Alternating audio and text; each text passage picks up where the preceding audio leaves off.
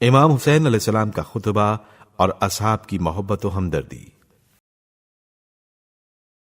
جب امام حسین علیہ السلام نے عمر ابن سعد کو بار بار سمجھا کر حجت تمام کر لی اور آپ علیہ السلام کو یہ یقین ہو گیا کہ یہ سنگ دل اور عاقبت برباد گروہ دنیا چھوڑ کر دین کی طرف آنے والا نہیں ہے، تو حضرت امام حسین علیہ السلام نے اپنے تمام اصحاب کو جمع فرما کر ایک خطبہ ارشاد فرمایا، جس کا ترجمہ یہ ہے: لوگوں، اس میں شک نہیں کہ خدا نے جیسے وفادار اصحاب اور عزیز و قارب مجھے عطا فرمائے ہیں، ان سے اچھے کسی کو عطا نہیں فرمائے۔ اللہ تعالیٰ تم کو اس کی جزا دے۔ مجھ کو اس وقت تک اس جماعت کی طرف سے دوسرا خیال تھا، یعنی اطاعت اختیار کر لینے کی امید تھی، لیکن اب مجھے اس کے انداز دیگر گوں نظر آتے ہیں۔ بس اب میں تم سے اپنے عہد و پیمان اٹھائے لیتا ہوں اور تم کو اطاعت کے بار سے بالکل سبکدوش کیے دیتا ہوں اور خوشی سے اجازت دیتا ہوں کہ جس طرف چاہو چلے جاؤ۔ یہ رات کا وقت ہے، دنیا میں چاروں طرف تاریکی چھائی ہوئی ہے، اسے غنیمت سمجھو اور اپنی اپنی سواریاں درست کر لو۔ تم میں سے ہر شخص میرے اہل بیت سے ایک ایک آدمی کو اپنے ساتھ لے اور اس اندھیری رات میں مختلف شہروں کی طرف چلا جائے، کیونکہ یہ لوگ صرف میرے خون کے پیاسے ہیں۔ جب مجھے پائیں گے تو دوسروں سے کوئی تعرض نہ کریں گے۔ حضرت امام حسین علیہ السلام کی یہ تقریر سنتے ہی آپ علیہ السلام کے تمام عزیز و انصار بے چین ہو گئے اور ان کی رگ و پے میں وفاداری کا خون جوش مارنے لگا۔ سب سے پہلے آپ علیہ السلام کے صاحبزادوں نے، پھر بھائیوں نے، پھر بھتیجوں نے، پھر بھانجوں نے، پھر اصحاب نے نہایت خلوص کے ساتھ یک زبان ہو کر کہا: خدا ہم کو وہ دن نہ دکھائے کہ آپ کے بعد زندہ رہیں۔ ہم اس مقام پر صرف 2 ناصران حسین علیہ السلام کی جواب لکھ دیتے ہیں۔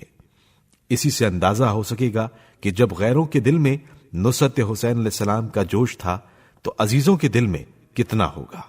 مسلم ابن اوسجہ: اے فرزند رسول، اگر میں آپ کی نصرت سے ہاتھ اٹھا لوں تو کل خدا کے سامنے آپ کی ادائے حقوق کے متعلق کیا ثبوت پیش کروں گا؟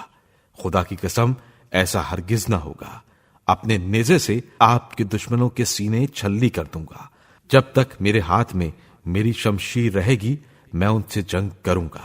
اور اگر میرے پاس اسلحہ نہ رہا تو ان پر پتھر برساؤں گا، لیکن خدا کی قسم آپ کی خدمت سے جدا نہ ہوں گا، تاکہ خدا پر یہ ثابت ہو جائے کہ ہم نے رسول خدا صلی اللہ علیہ وآلہ وسلم کی غیبت میں ان کے فرزند کے حق کو پوری طرح ادا کر دیا اور ان کی محافظت میں کوتاہی نہیں کی۔ قسم خدا کی، اگر مجھے یہ معلوم ہو جائے کہ میں مارا جاؤں، پھر زندہ کیا جاؤں اور زندہ جلایا جاؤں،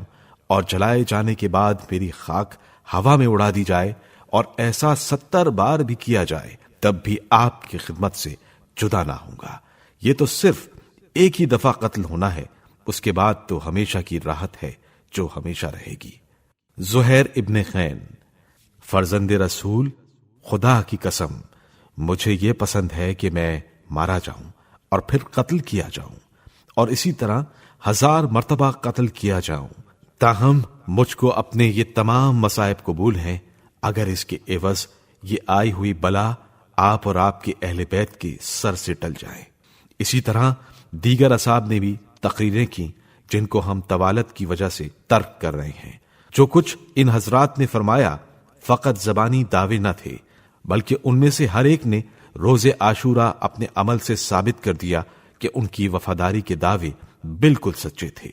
مارکہ کربلا کے گرم ہوتے ہی ان کے جوش کی یہ حالت تھی کہ شوق شہادت میں ایک پر ایک گرا پڑتا تھا اور سب سے پہلے میدان کارزار میں جانے کا آرزو مند نظر آتا تھا۔ حقیقت یہ ہے کہ نہ کسی نبی کو ایسے وفادار اصحاب ملے، نہ کسی ولی کو۔ حضرت عیسیٰ علیہ السلام کے حواریوں نے عین وقت پر ان کو جیسا دھوکہ دیا تاریخ کی کتابوں کے مطالعے سے معلوم ہو سکتا ہے۔ اوروں کا کیا ذکر،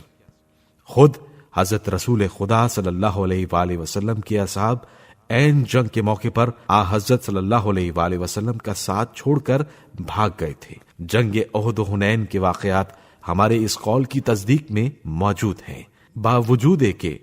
حضرت صلی اللہ علیہ وآلہ وسلم نے فتح کی خوشخبریاں بھی سنا دی تھیں، مگر پھر بھی بھاگنے والوں کے قدم نہ جمے، اور یہاں امام حسین علیہ السلام نے باوجود کہ تمام اصحاب و انصار کی شہادت کا تفصیلی واقعہ سنا کر یہ بتا دیا تھا کہ میرا کوئی ایک ساتھی بھی زندہ نہ رہے گا،